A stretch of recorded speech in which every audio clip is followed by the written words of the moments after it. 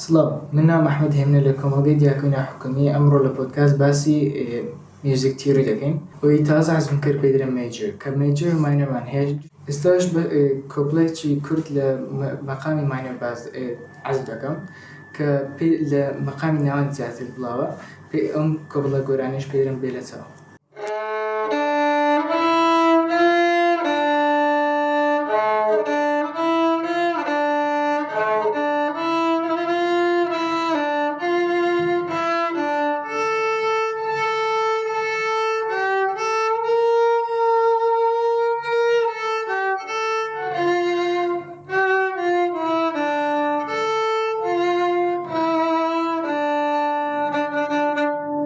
ئەوەی کە تازە پێشکەشم کرد مەقامی ناوەندە. ئێستاش بۆ چەند مەقامێکی تر تەڵبەیەکی بەهرەمەندمان لەگەڵدایە کە ناوی ڕامە شیڤانە. بەخێراتی ڕامە. سپاس کاک ئەحمەد.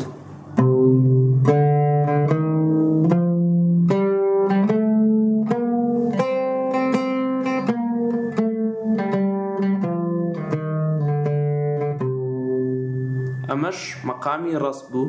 ئێستاش مەقامی بەیات پێشکەش دەکەم. مەقامی بەیات مەقامێکی ڕۆژهەڵاتیە. لە ڕۆژئاوا زۆر بوونی کەمە، بەڵام زیاتر لە ڕۆژهەڵات دیارە.